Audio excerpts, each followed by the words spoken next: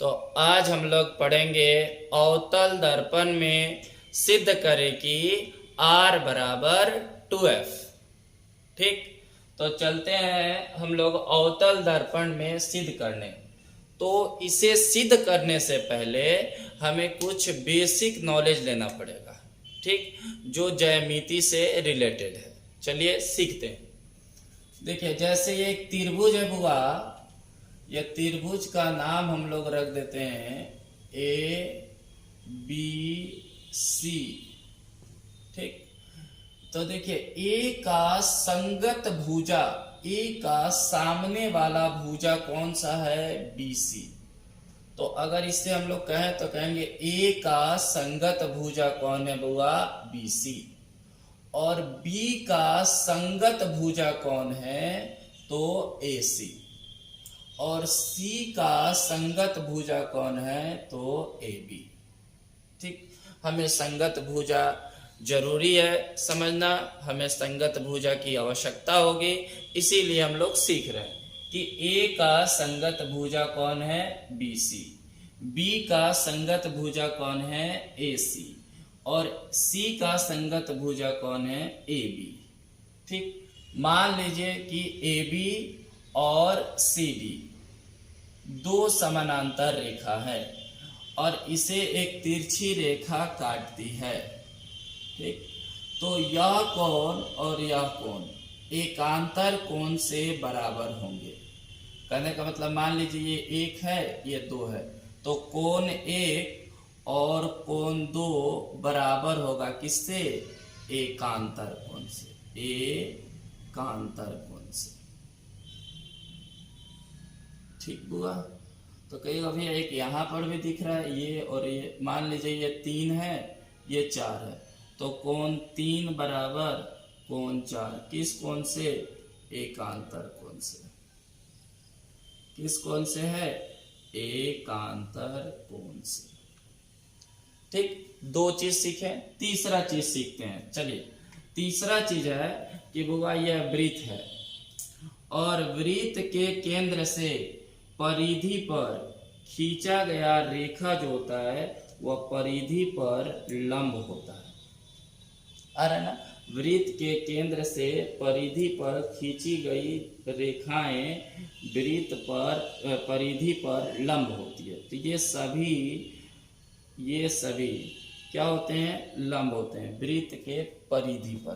कहां से खींचा जाएगा? केंद्र से। यदि आप केंद्र से वृत्त के परिधि तक कोई लाइन खींच रहे हैं तो वो लाइन परिधि पर लंब होता है। ठीक, देखिए, तो 3 बात सीखे। चौथा बात, मान लीजिए बुआ कि ये यहाँ पे एक सपोज मान लीजिए कि ये F हो और ये B हो और यहाँ मान लेते हैं P हो। तो देखिए, अगर यह B, अगर ये वाला B अगर ये P के सामने आ जाए बुआ, ये बहुत काम आएगा। देखिएगा, अगर यह वाला B P के सामने आ जाए तो देखिए क्या BF PF के बराबर होगा? बिल्कुल होगा। समझे? यदि ये वाला B ये P के सामने आ जाए तो BF PF के बराबर होगा। ठीक, हमें ये भी काम आएगा। ठीक, इसके बाद में बुआ देखिए कि मान लीजिए ये यहाँ पे है कोई C और ये है P और ये है F, तो हम इसको लिख सकते हैं ऐसे कि CF प्लस PF बराबर CP। ठीक, इसको हम लिख सकते हैं। देखिए बुआ, इतना प्लस इतना बराबर इतना, मतलब CF प्लस PF बराबर CP। ये कोई दिक्कत? ठीक, यहाँ तक कोई दिक्कत नहीं है। संगत भुजा सीखे, एकांतर कोण सीखे, फिर सीखे कि वृत्त के केंद्र से यदि परिधि तक कोई रेखा खींची जाती है तो परिधि पर वे रेखाएं लंब होती है। उसके बाद हम लोग क्या देखें कि ये यदि यह B P के निकट हो तो क्या हो जाएगा? BF बराबर PF। उसके बाद देखें कि बुआ कि CF और PF को जोड़ेंगे तो आ जाएगा CP के बराबर। ठीक, कोई दिक्कत नहीं है। तो अब हम लोग चलते हैं डिराइव्ड करने, ठीक, फार्मूला को व्युत्पन्न करने। तो यहाँ पे एक अवतल दर्पण बनाना है। कौन सा दर्पण होगा? अवतल दर्पण। अवतल दर्पण वैसा दर्पण जिसका परावर्तक सतह धसा हुआ हो उसे अवतल दर्पण कहते हैं। देखिए, गोलीय दर्पण के मध्य बिंदु को ध्रुव कहते हैं। गोलीय दर्पण जिस गोले का भाग है उस गोले के केंद्र को वक्रता केंद्र कहते हैं। ध्रुव एवं वक्रता केंद्र से गुजरने वाली सरल रेखा को प्रधान अक्ष कहते हैं, ठीक। अब देखिए, ध्रुव एवं वक्रता केंद्र के मध्य बिंदु को फोकस कहते हैं। अब हम लोग ये भी जानते हुआ, ध्रुव से लेके वक्रता केंद्र तक की बीच की दूरी क्या कहलाती है? वक्रता त्रिज्या। तो यहाँ से यहाँ तक की दूरी बढ़ाए, और यहाँ से यहाँ तक ध्रुव से लेके फोकस तक की दूरी को फोकस दूरी छोटा एफ कहते हैं, ठीक। तो हुआ, हम लोग जब सिद्ध करने चलेंगे तो फोटो देख के बोलना पड़ता है। देखिए क्या बोलते हैं, ठीक, कि मान लिया कि Mn एक अवतल दर्पण है जिसका ध्रुव P, फोकस F, वक्रता केंद्र C, फोकस दूरी छोटा f तथा वक्रता त्रिज्या बड़ा R है। मान लिया कि Mn एक अवतल दर्पण है जिसका ध्रुव P, फोकस F, वक्रता केंद्र C एवं फोकस दूरी छोटा f, वक्रता त्रिज्या बड़ा R है। तो चलिए लिखते हैं। माना कि Mn एक अवतल दर्पण है जिसका ध्रुव P, फोकस F, वक्रता केंद्र C, फोकस दूरी छोटा f तथा वक्रता त्रिज्या बड़ा R है। अब देखिए बुआ, AB एक आपतित किरण आ रही है। AB एक आपतित किरण आ रही है, तो सतह पर आने वाली प्रकाश की किरण को क्या बोलते हैं बुआ? आपतित किरण। आपतित किरण सतह के जिस बिंदु से टकराता है उसे आपतन बिंदु कहते हैं। अब आपतन बिंदु पर क्या करते हैं? लंब डालते हैं। आपतन बिंदु पर लंब डालते हैं। और अभी हम आपको पढ़ाए हैं कि लंब जब भी डालना होगा तो वृत्त के केंद्र से ही डालना होगा, क्योंकि वृत्त के केंद्र से परिधि पर सभी त्रिज्याएं लंब होती है, इसीलिए हम यहाँ पे लंब डालेंगे। तो यहाँ पे बुआ हम लंब डालेंगे वृत्त के केंद्र से। केंद्र से हम क्या करेंगे बुआ? लंब डालेंगे, ठीक। ये हुआ आपका लंब, ठीक। अब एक चीज बुआ हम लोग जानते हैं, ये आपका हुआ लंब। अब हम लोग एक चीज जानते हैं कि आपतित किरण, ध्यान से सुनेगा, आपतित किरण अभिलंब के साथ जितना कोण बनाकर आता है उतना ही कोण बनाकर चला जाता है। मतलब यह जितना कोण बनाकर आता है उतना ही कोण बनाकर चला जाता है। मतलब इतना कोण बनाकर यह यहाँ से चला गया। कहने का मतलब ये जितना कोण होगा उतना ही यह कोण होगा। तो देखिए, आपतित किरण एवं अभिलंब के बीच का कोण कहलाता हुआ आपतन कोण, और परावर्तित किरण एवं अभिलंब के बीच का कोण कहलाता है परावर्तन कोण। यानी कि मतलब यह आपतन कोण और परावर्तन कोण बराबर होगा क्या? तो चलते हैं प्रमाण की ओर, ठीक। यहां लिखेंगे प्रमाण।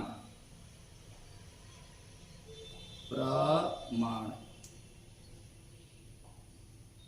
बिल्कुल ध्यान से देखिएगा, 100% समझ में आएगा। देखिए बुआ, यह कोण का नाम कैसे रखेंगे? ए बी सी।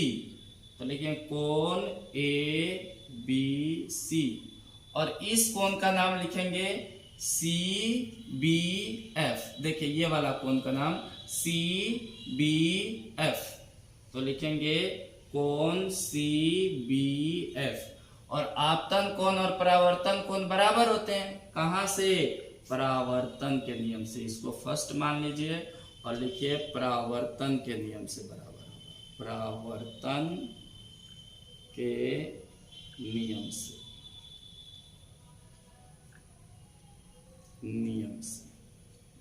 ठीक। बुआ अभी हम आपको क्या बताए हैं कि जब दो समानांतर रेखा को एक तिरछी रेखा प्रतिच्छेद करती है तो एकांतर कोण बराबर होता है।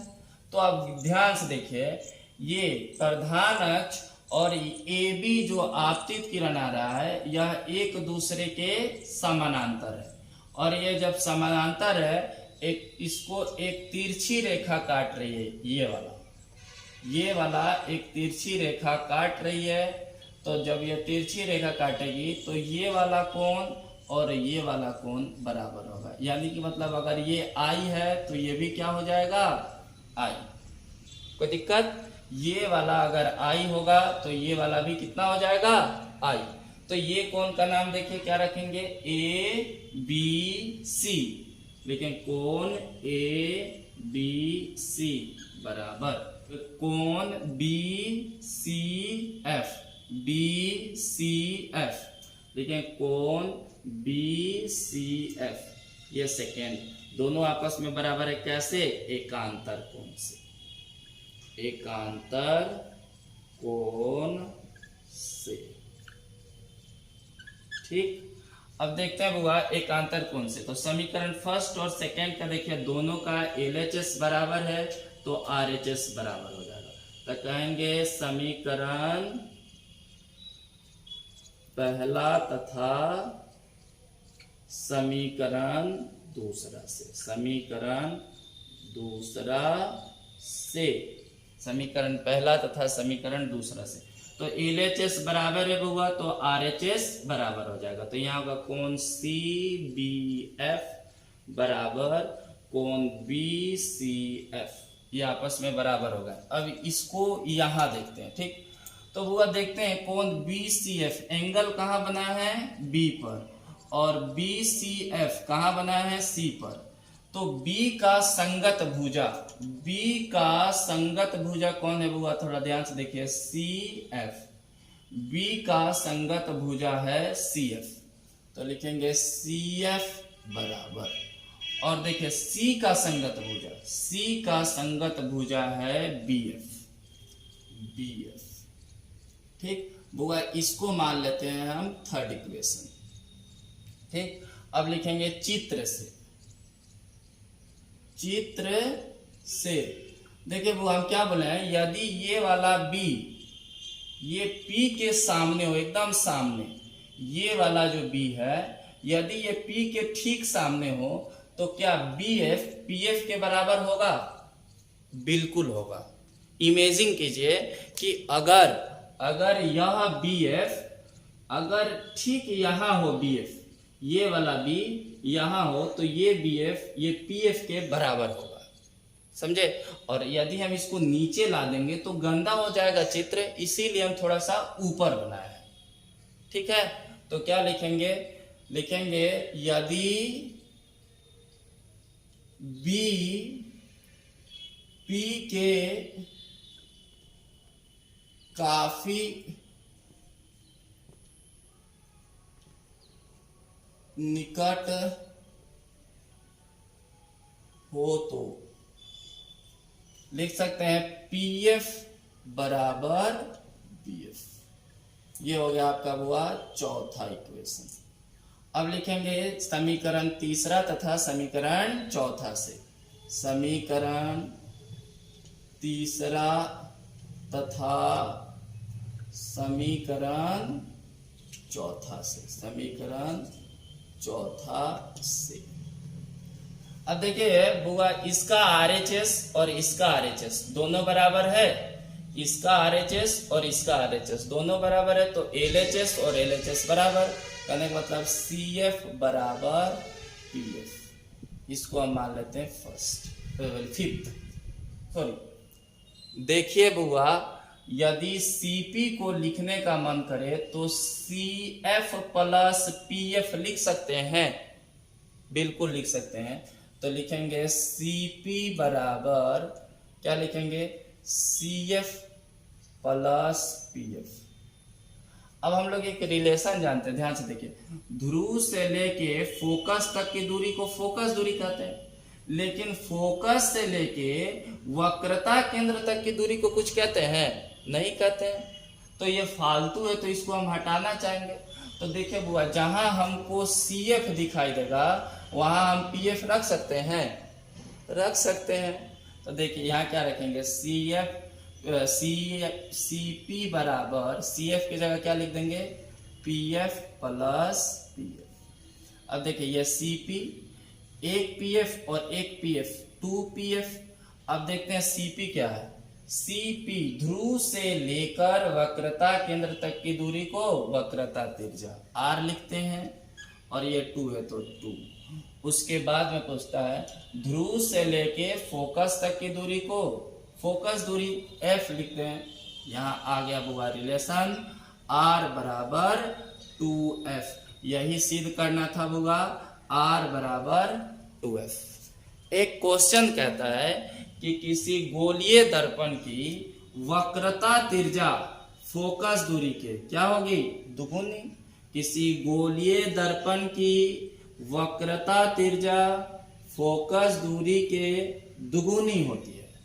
और यहीं से अगर बुआ सिद्ध करने के लिए बोले तो लिख सकते हैं 2F बराबर R, इसीलिए F बराबर R/2। तो यहां से एक और रिलेशन निकला कि किसी गोलीय दर्पण की फोकस दूरी उसके वक्रता त्रिज्या की आधी होती है। ठीक, तो या आपको कहे बुआ R बराबर 2F सिद्ध करने के लिए या F बराबर R/2 सिद्ध करने के लिए, तो ऐसे ही हम लोग सिद्ध करेंगे, और ये 10th और 12th में पूछे जाते हैं। ठीक, तो अगर आपको वीडियो पसंद आया हो तो प्लीज शेयर कीजिए, लाइक कीजिए, सब्सक्राइब करना नहीं भूलें। ठीक, आपके लाइक से हमें मोटिवेशन मिलती है। Thank you for watching this video.